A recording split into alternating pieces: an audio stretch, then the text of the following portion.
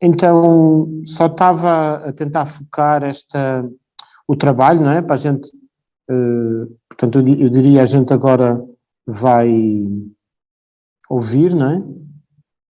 O que cada um recolheu, e eu acho que o nosso grande objetivo seria pesquisar a possibilidade de um coro, que é esse coro dos sonhadores, não é? Que é para a gente se perguntar quem sonha isto. Acho que isto ficaria agora para esta primeira semana, 2 semanas, tentarmos entender quem é este povo, entre aspas. E depois, em paralelo, começar um trabalho sobre a mitologia da independência para termos um enredo com uma sucessão de factos, para termos uma coisa mais... Termos um enredo bem amarrado, que tenha uma historinha, que permita a todo mundo seguir o fio da meada, para depois então podermos ter imprecações, assim, discurso, ter outro tipo de intervenções.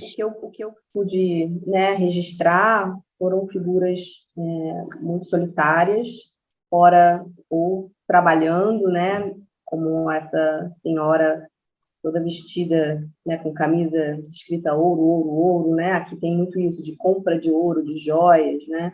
Uma placa, né? O que a Dani falou que é cruel isso, né? De colocar a pessoa como um suporte, né? Um poste, né?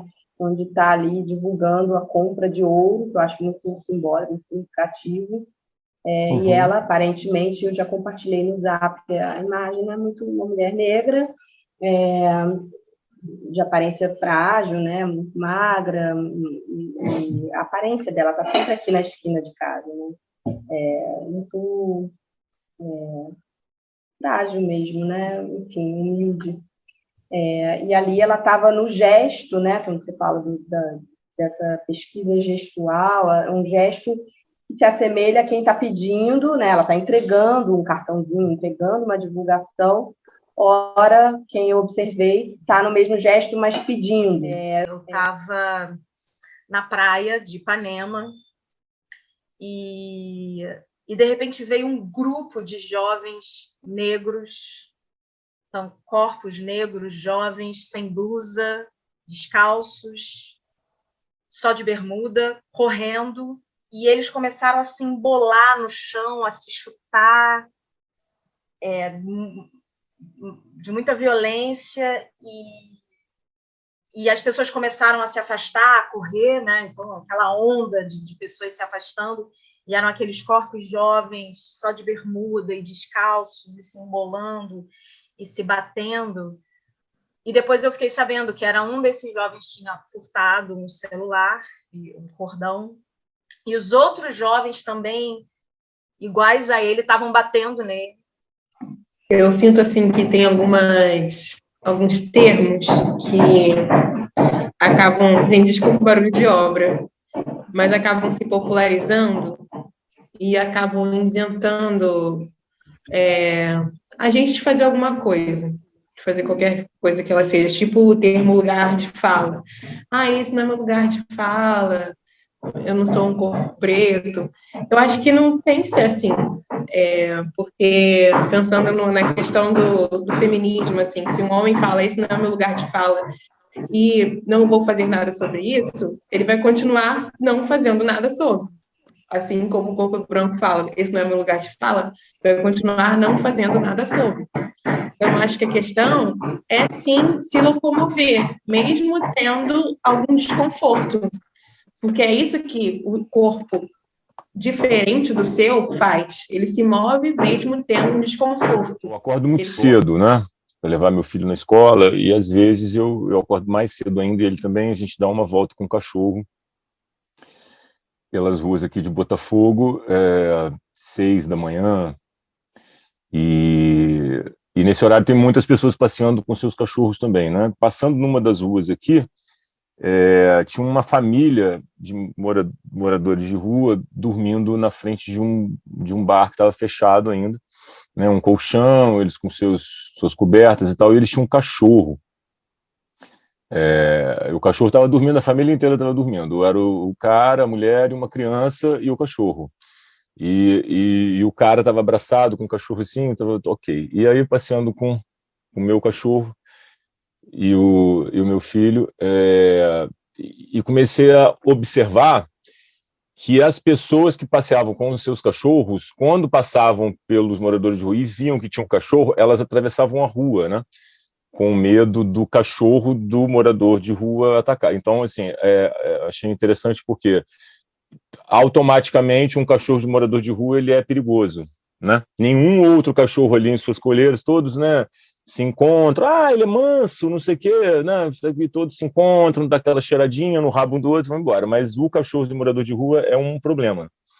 E, enfim, e aí resolvi parar ali para ver, e eles estavam, e coisas acontecendo da cidade, começando a acordar carros e buzinas, e pessoas, transeuntes, e pessoas e tal, e aquela família ali dormindo profundamente, né? Me lembrou muita coisa do sonho.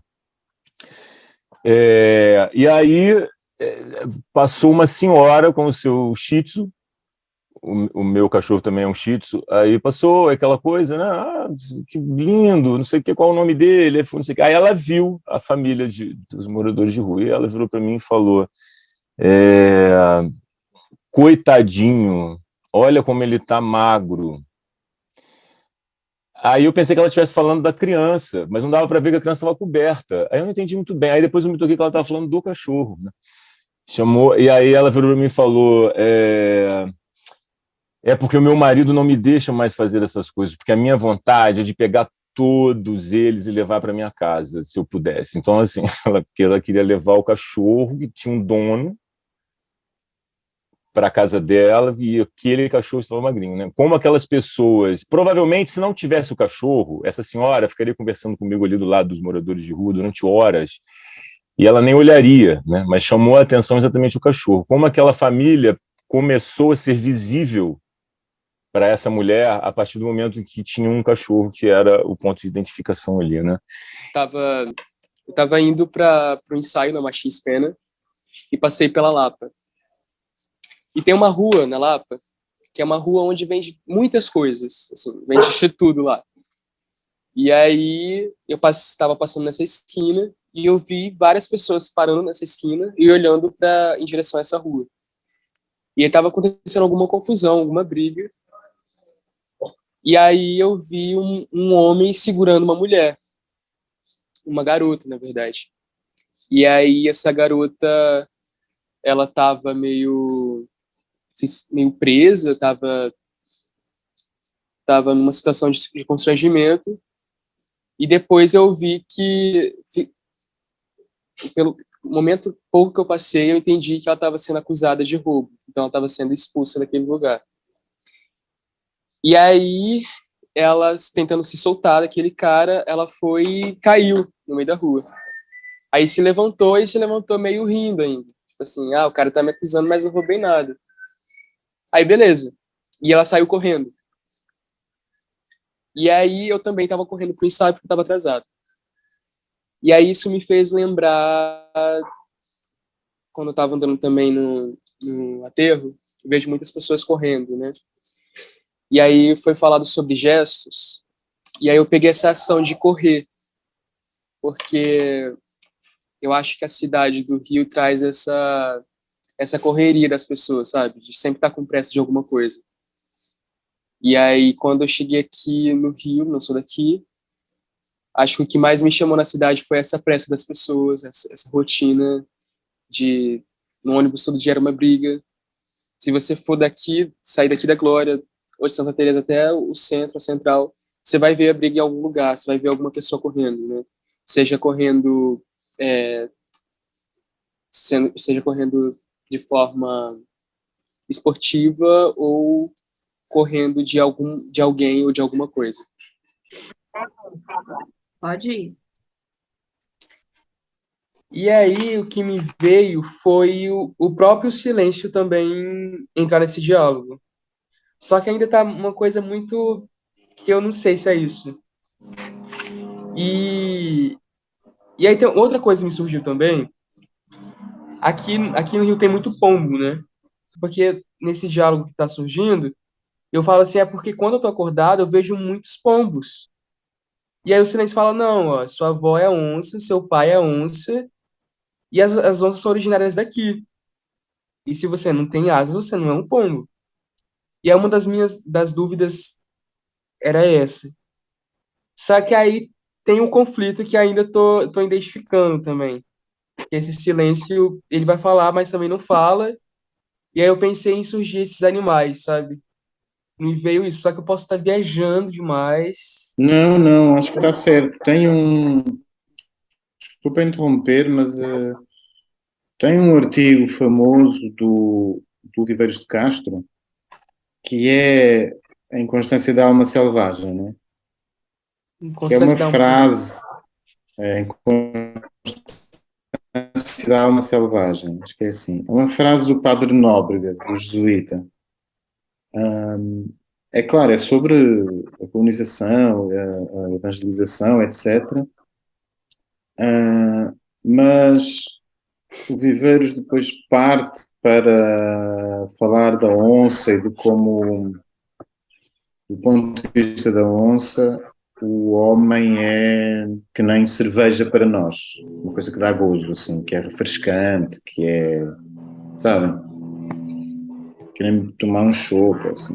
Então ele começa a falar sobre essa mudança de ponto de vista conforme a categoria é homem, animal ou divindade. E entra aquilo que ele chama de perspectivismo ameríndio, né? E acho que pode ser uma chave para uma coisa que a gente falou desde há uma semana atrás, que tem a ver com a coisa do cachorro Tá. O pombo é interessante porque nessa revitalização do Rio de Janeiro, na Reforma Pereira Passos, falam que o pombo foi trazido, né, para o Rio. Não era uma coisa que tinha aqui, não sei se era no Brasil no geral, mas trouxeram. eu ouvi essa história, que os pombos são franceses, que alguém trouxe de França, não é isso? Eu achei que fossem os Meio chique. pardais.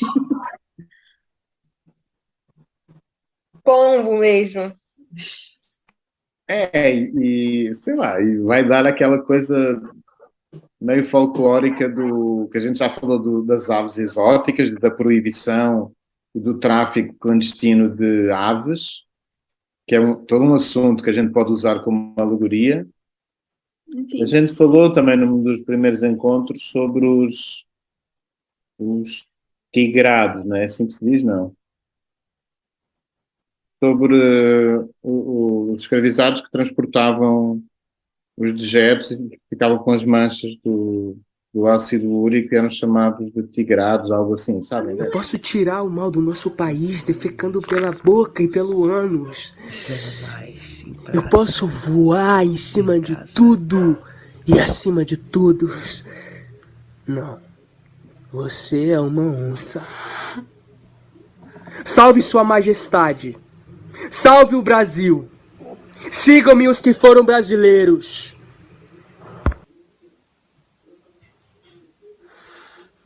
Eu me lembrei de uma coisa, que o Jorge estava falando essa coisa de um lugar que ele foi onde os pombos eram comidos, né? E a Ana fez uma cara quando ouviu isso, assim, que os pombos eram comidos. E aí eu me lembrei... aí o Jorge falou, né, de animais que podem ou não ser comidos, enfim. Aí me lembrei de uma fake news que pegou aqui no Brasil, né, nessa última eleição, né, que se votassem no PT, né, ia virar uma Venezuela e iam comer os cachorros, né, porque na Venezuela comem cachorros. Inclusive, e tem foto, vou ver se eu acho isso, tem umas senhoras assim com uns cartazes, não vão comer os meus cachorros. Esse surto coletivo, né, que a gente, de zumbis, né?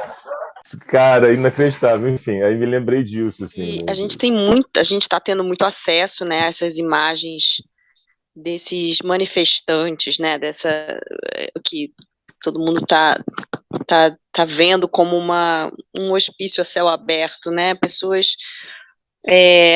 realmente com aparências muito zumbis, né, sendo entrevistadas falando de forma repetindo frases feitas, né, sem nenhum sentido, fazendo coisas posturas na rua. Esse vídeo que eu mandei, né, de um cidadão, parece filme de cena de zumbi, né, de morto-vivo, agarrado no caminhão, o caminhão em alta velocidade na estrada, e ele agarrado ali, né, fizeram até uma charge dessa figura sendo o próprio Bolsonaro e o caminhão, o Brasil, né, seguindo adiante. Pessoas fazendo doideiras mesmo, né, na rua. Chega a ser engraçado, chega a ser... É muito, muito bizarro. E esse corpo, que eu penso esse corpo, né, esses corpos a céu aberto, assim, marchando com bandeira, coisas assim toscas mesmo, né, mas com muita convicção, aquela hiperativados, né, parece que estão drogados, né, parece que estão bem animados, mas ao mesmo tempo inanimados, parecem máquinas, assim, e me dá essa sensação de casa vazia, de acéfalos, sem coração, sabe, sem alma, algo esquisito, né? Jorge, você estava falando da fragilidade da nossa democracia, né? E agora você falou isso da independência, que os nossos processos são sempre capturados, né? Essa é a palavra, é capturado. Ou eles são interrompidos, então, quando você tem uma ditadura militar, ou quando você tem o golpe agora, né, em 2015, 2016, ou quando você tem... Ou os nossos processos são interrompidos, ou eles são capturados, né? Lembrei lá do super citado podcast Querino, né? Quer dizer, ele é capturado para que não seja algo maior, né? Para ficar dentro dos limites, para que as coisas continuem exatamente como elas estão. Exatamente. Então, acho que é bem essa a imagem, né? E a nossa democracia é muito interrompida, né? A nossa história democrática aqui no Brasil, além de ser muito recente, ela é muito interrompida. A gente não... Então, essa sensação de insegurança, né? A gente está falando, mas... pelo menos é como eu me sinto, né? Imagino que todo mundo que está ouvindo aqui por 1000 outras razões e também aqui com a nossa pirâmide, né? É tudo muito frágil, é tudo muito incerto, tudo é interrompido e tudo pode mudar a qualquer momento, né? Isso que você falou. O do Vivier fala um pouco disso no início ele contrapõe o capitalismo à democracia, né? O capitalismo é exploração, então não pode haver democracia. Hoje a gente tem uma ideia de democracia como igualdade, né? Lógico, se a gente for remontar a Grécia, democracia já não era igualdade, é igualdade para os iguais, né? Isso mesmo. Mas hoje em dia a gente entende que democracia poderia ser outra coisa, mas que também não é, né? 2 jovens sem blusa, descalços e de bermuda se encontram. Oi? Qual é? Tudo certo? Tranquilo por aí. Dias de luta e dias de glória. Mas o que tu tem feito? Tô aí, vivendo, aproveitando a vida, amando, me apaixonando, cometendo erros, caindo, tropeçando, rindo, queimando uma picanha no final de semana. E tu? Tô aí. Do ônibus para a escola, da escola para o ônibus, do ônibus para casa.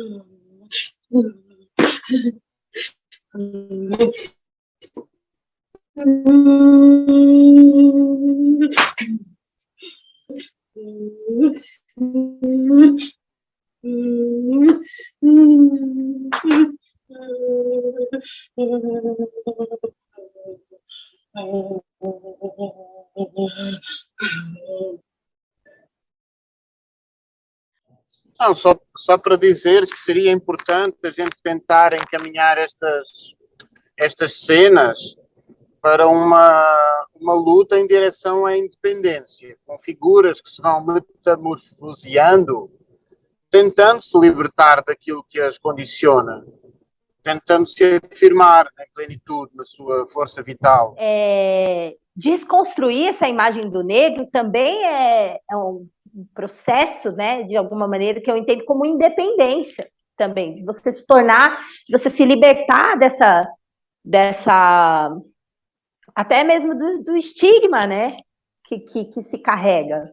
Então, é muito doido, assim, como você está a todo momento, em todo lugar que você está circulando, você está sendo visto, né, não pelo que de fato você é, mas pelo que você representa do grupo que você faz parte, né, então essa é uma luta mesmo também, né, da desconstrução, né, de como que a gente também faz esse trabalho, né. Não sei, foi uma coisa que me passou aqui pela cabeça enquanto eu estava ouvindo o seu texto, que você comentou assim, sobre ele.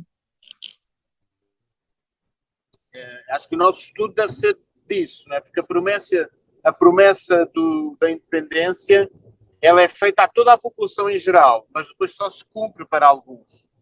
E, portanto, eu acho que faz falta pensar, imaginar, sonhar novas independências.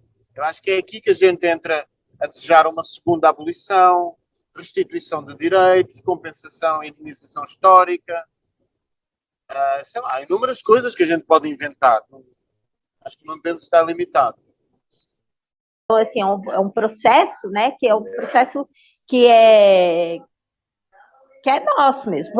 Eu concordo, sim, o problema do racismo é muito mais de quem criou do que de quem sofre com ele, mas só aqui compartilhando com vocês que até sonhar outras possibilidades para a gente, né, como negro, também é um desafio, né? Então, eu acho que esse processo, né, criativo também possibilitar, né, outras formas, inclusive, de criação e possibilidade até de sonhar, né, outras independências que não aconteceram, mas que pode acontecer, mesmo que seja no campo da arte, né, já é um processo de libertação, e que eu acho que é junto mesmo que se faz, né? Não sei, assim, tô só coisas que eu estou pensando a partir dessa conversa, né? Porque, para mim, eu acho que para qualquer mulher branca, qual é a principal reivindicação do feminismo que a gente escuta desde criança? Por exemplo, o direito da mulher trabalhar, né?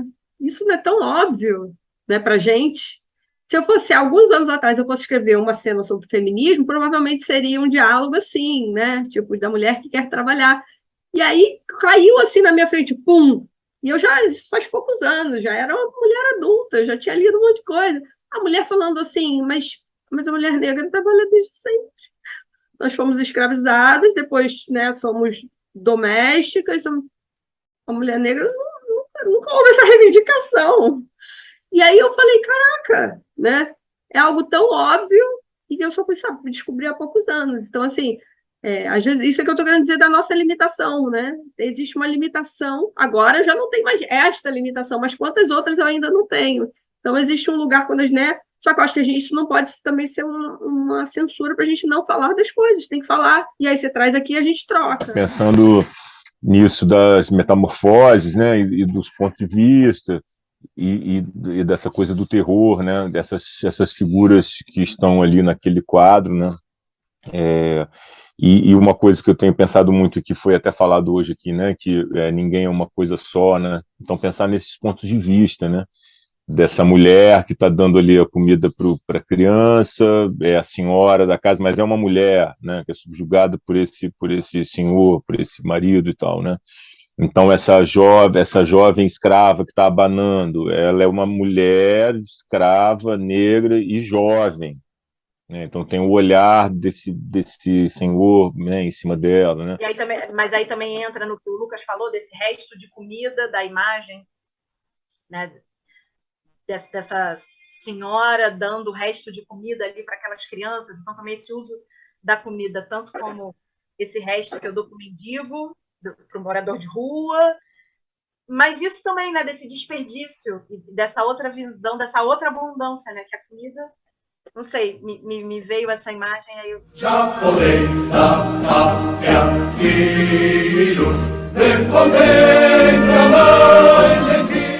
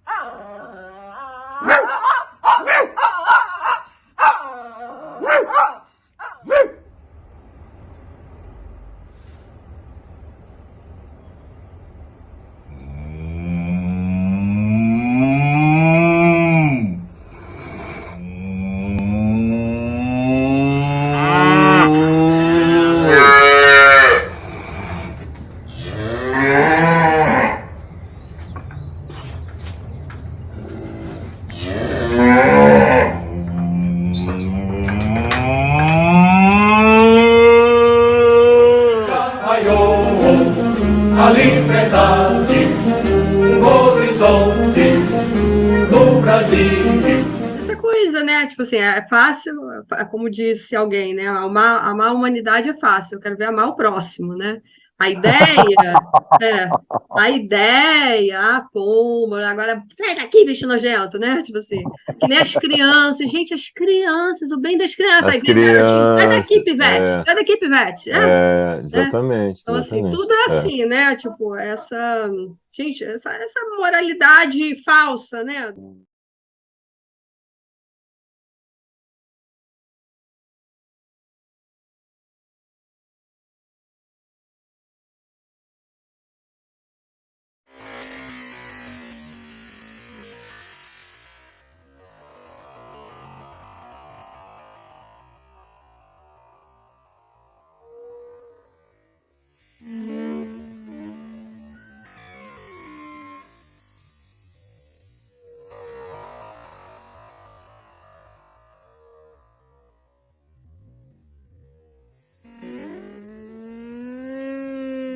Eu também acho que não tem tanto a mais o que compreender, porque é uma opressão, né, em cima de um boneco, né, é uma forma agressiva, né, de moldar e violentar, né.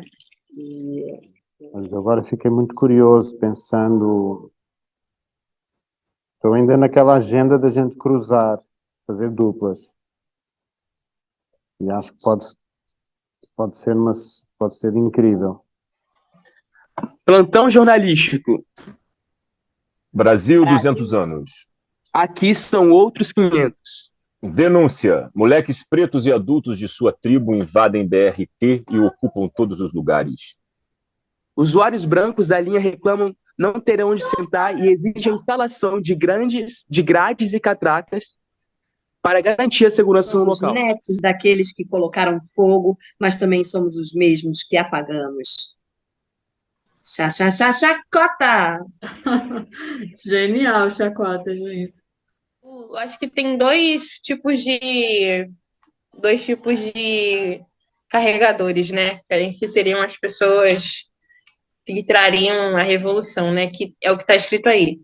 São um carregador, está mais relacionado para o lugar de reivindicar uma mudança da instituição, de reivindicar com os patrões, de reivindicar com o Estado, né? Sindicalista. Sim, nesse sentido. E tem um outro que é um pouco mais ligado à ancestralidade, né? De uma conexão mais com o ancestral, né? De quem veio antes dele, por onde passaram, e ele está aqui por conta dessas pessoas. Vê se aparece Praça do Patriarca. A praça se chama Praça do... Ai, cacete. Apareceu. Essa estátua aí estava em outro lugar. Aqui tinha um coreto, e a praça se chama Praça do Patriarca, em homenagem ao conselheiro de Dom Pedro, que agitou a independência. Descendo à esquerda, você consegue ouvir o sino da Igreja da Boa Morte, que badalou para dar a boa notícia da inauguração do Museu do Ipiranga. E tem um lugar com esse nome em São Gonçalo, que não faz referência a um santo, mas ao colonizador Gonçalo Gonçalves, um português desconhecido. O projeto da Ilha Fiscal também foi de um português, assim como a extração de pau-brasil. Já viu a coincidência? É por isso que nós estamos aqui hoje. Podemos ir embora, por favor? A criptococose é responsável por cerca de 180 mil óbitos. Segundo dados da rede Criptococose no Brasil, RCB, formada por pesquisadores da Fundação Oswaldo Cruz, Fiocruz, em todo o mundo, anualmente, entre 200 e 300 mil novos casos da doença. A criptococose ocorre com cerca de 180 mil óbitos. Estão vendo? Essa máscara impedia os escravos de comer. Se usa assim. Exemplifica. E esta é a partitura oficial do hino. A conservadora começa a cantar o hino nacional. Ouviram do Ipiranga as margens plácidas. É para devolver ao remetente o corpo e as estátuas de Dom Pedro. 3. Vamos? Então vamos. Cantar, vamos. Eu vou cantar. Então vai lá. Valeu, gente. Beijo. Valeu, beijo. Até sexta. Valeu. Beijo.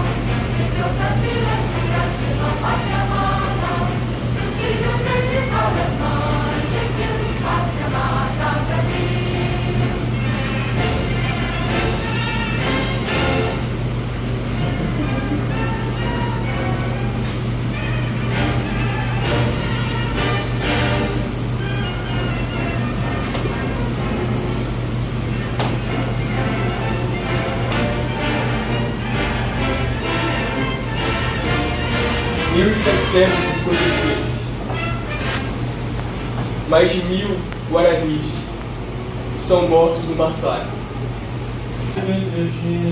Corpo, território, terra viva, terra roubada, terra viva, terra roubada, floresta amazônica, rios, montanhas, povo Penaque, povo Sucalarga, povo Suruí, línguas Tupi-Guarani. Eu não te acompanho mais. Eu não te acompanho mais. Não te acompanho mais.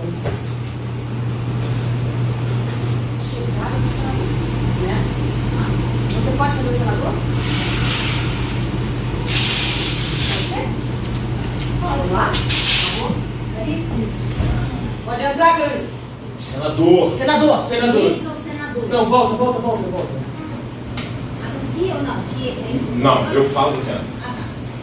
Entra o senador.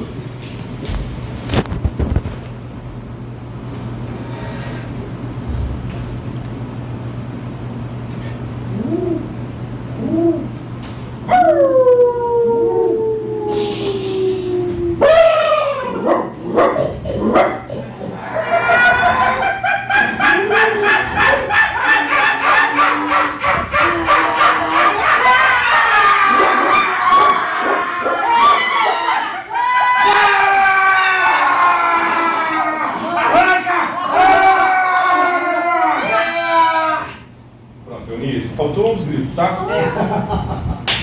Não foi muito legal não, mas tudo bem. Mas é isso. É isso. É isso. Basicamente isso.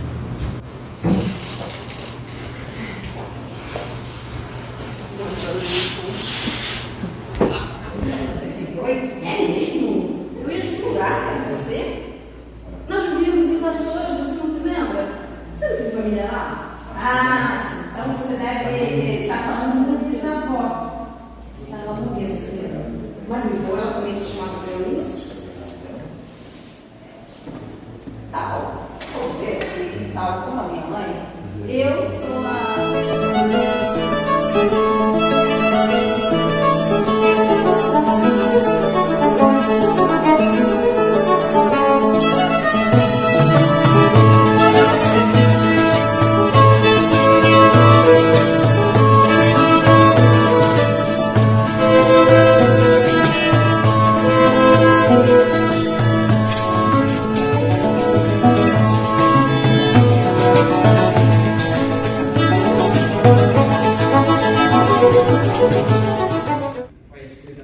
Esse aqui já foi, né? Um jantar brasileiro? Os senhores me desculpem, mas como entraram aqui? Perguntamos. A exposição terminou faz tempo. Ah, o nosso tetravô foi pintor de quadro muito importante que está nessa exposição. Eu vivo no interior e a minha irmã em Santos. Só hoje conseguimos vir. É aquele quadro famoso. Só teve quadro famoso na exposição. É um quadro de Dom Pedro. Minha pele é negra, como é negra a própria noite. As marcas dos açoites, por onde o sangue jorrava. Meu braço é forte, como era forte o tronco, onde o mano fraco tonto, amarrado, lamentava. Hoje eu sou livre, mas não posso me esquecer que pra livre hoje eu sei, meu Deus. Muita gente já morreu. Não é revolta, é lembrar do que passou. Na vida tudo se esquece, o tempo já parou. Mas é que nas noites de tristeza, quando meu berimbau chora, parece que mesmo agora eu ainda posso escutar um soluço e um lamento, um barulho de corrente dá vontade